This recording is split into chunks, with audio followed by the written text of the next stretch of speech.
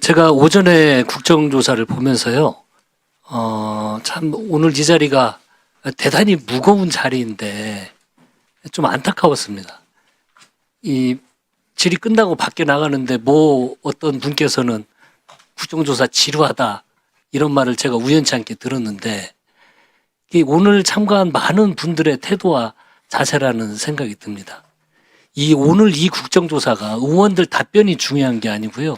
이걸 지켜보고 계시는 우리 국민들이 오늘 국정조사가 가지고 있는 역사적 무게, 국민에 대한 책임, 이걸 가슴에 담고 와야 됩니다. 그리고 여기 지금 여러분들 다 군복 입고 지켜보고 있는 모습 저뿐만이 아니고요. 여야 의원님들 굉장히 마음이 아플 겁니다. 실제 굉장히 무거워요. 왜 그러냐면 여러분들은 그래도 지금까지 이 제복을 입고 힘든 과정을 버텼던 건 생활하기 어려울 때 젊었을 때도 그래도 오직 자부심은 하나는 있지 않았습니까? 국토를 보호하고 국민의 생명과 안전을 지킨다는 그 사명감 하나로 버텨왔던 분들입니다. 그러면 적어도 이 엄청난 사건 앞에, 이 엄청난 역사적 진실 앞에 오늘은 그 태도와 자세는 국민들에게 한없이 겸손하고 진지하게 임해야 되는 것입니다. 그것이 오늘 국정감사의 중요한 의미라는 걸 꼭 명심해 주시기를 바랍니다. 그리고 정말 이렇게 많은 분들이 수사기관에 불려다니고 내란 공범으로 조사를 받고 이런 게 너무너무 좀 가슴이 아프고 무겁고 그렇다는 말씀 드립니다. 그 적법하지 않은 명령에 무조건 복종하는 것은 군인의 자세가 아니라고 생각이 듭니다. 헌법과 여러분께서 목숨 맞춰서 지키려고 했던 국민에 대한 충성 다하는 것이야말로 제가 알기로는 진정한 군인의 책무라는 생각을 합니다. 그런데 다행스럽게도 이번 내란 과정에서 현장의 지휘관들과 부하들이 더욱 현명한 판단을 해줬다고 저는 생각이 듭니다. 여기에 또 시민들의 저항 앞에서 이성적인 판단을 내렸습니다. 여기 김현태 701 특임단장 나오고 계시는가요? 안 나오고 계시나요? 네, 앉으십시오.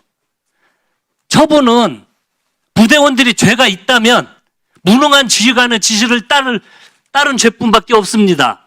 라고 하면서 어떠한 법적 책임이 따르더라도 모두 자신이 책임지겠다고 했습니다.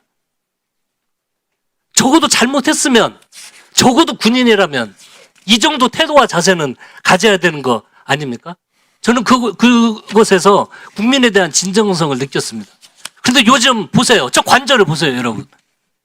윤석열이라는 분은 어떻게 하고 있습니까?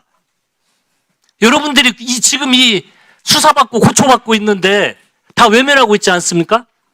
자기를 지키고 있는 경호처 직원들 특수공무 집행방해로 처벌 받을 수도 있는데 끝까지 싸우겠다고 하면서 사지로 내몰고 있습니다. 국민의 갈등을 부추기고 있습니다. 정말 이게 대통령이라는 소리가 그래서 절로 나온다고 생각이 듭니다. 저는 너무 비겁하다고 생각이 들고 이런 자가 과연 우리의 대통령이었는가 하는 참 창피함이 들 정도입니다. 그래서 우리 701 단장처럼 최소한의 대통령이라면 이렇게 이야기했어야 된다고 생각이 듭니다. 군경 지휘관들이 죄가 있다면 무능한 대통령의 지시를 따랐을 죄뿐 모든 책임은 대통령 제가 지겠습니다. 국민 여러분. 죄송합니다. 하고 관저에 나와야 되는 거 아닙니까? 그래서 여러분들 그 무거운 마음을 좀 덜어줘야 되는 거 아닙니까?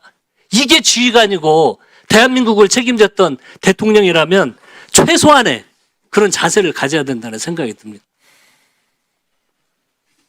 여러분들 꼭 좀 명심해 주셨으면 좋겠고요. 이후에 답변에 이 역사가 가지고 있는 무게감, 국민들 바라보면서 정말 진지하게 답변을 해 주시기를 부탁 말씀드리겠습니다. 그 대통령이 국무회의 절차도 무시하고 총리, 부총리도 그 계엄을 할 때 반대를 했습니다. 근데 제가 이번 사건을 보면서 좀 이렇게 이해가 안 가는 부분이 있었어요. 제가 뭐 군 전문가는 아니니까.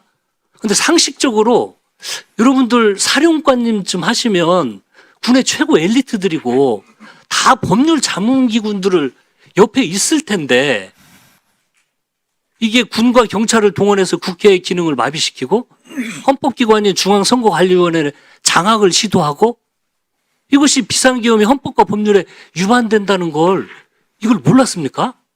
저 전 계엄사령관님. 그걸 인지를 했을 때 정말 이러한 이게 계엄이 이 헌법과 법률에 위반되는 걸 인지 자체를 아예 못했습니까?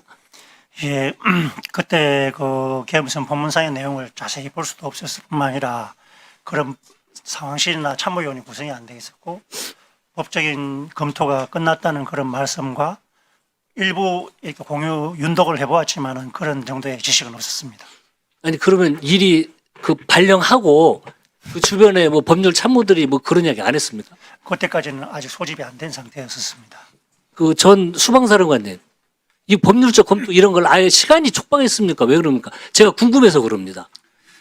예, 그때 상황은 계엄 선포가 되자마자 있었던 사람은 저와 일부 참모였기 때문에 법적 조언을 들을 상황이 아니었고, 그냥 대통령 지시만 따랐을 뿐이네요, 명령을. 예, 다음에 우리 특전사령관님, 똑같이 이 어떤 그럴 경황이 시간이 너무 촉박했습니까? 네, 정말로 그랬습니다. 제가 그 명령 받고 나서 내려갔을 때 법무참모 참모들 자체가 아예 소집이 안 되어 있는 상태에서 지시를 받고 움직였기 때문에 그거를 검토하거나 이럴 시간과 여력이 사실 없었습니다. 그래서 당시에 거부하는 것이 참 쉽지 않았습니다. 그러면 좋습니다. 뭐 시간이 촉박해서 참 납득이 안 가는데 그 명령에 따라서 그랬을 뿐인데요. 전 특전사령관님, 예, 지금 전화를 여러 차례 받고 그러셨잖아요. 그렇습니다. 근데 가장 좀 대통령의 지시랑 가장 놀라웠던 기억 말씀하십니까? 그 12월 4일 날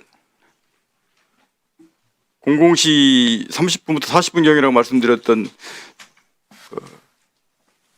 의결 정족수가 채워져 있지 않았기 때문에 빨리 국회 문을 부수고 들어가서 안에 있는 인원을 끄집어내라 이 말씀이었는데 상식적으로 생각을 해도 그것은 제가 뭐 법을 구체적으로 알 수 없지만 그 부분은 법률적으로 문제가 된다라는 걸 제가 상식적으로 판단이 가능했었고 그리고 그때 당시에 있는 인원들이 워낙 많은 인원들이 밀집돼 있었기 때문에 그 인원을 들어가려고 그러면 많은 인원들이 다치기 때문에 그거는 도저히 수용이 불가능하다라고 했기 때문에 그때 당시에 YTN의 모습과 그때 당시의 소리와 그때 당시 우리 작전 병력들의 모습이 제 머릿속에 그대로 각인되어 있습니다. 네, 위원장님 수방사령관. 예,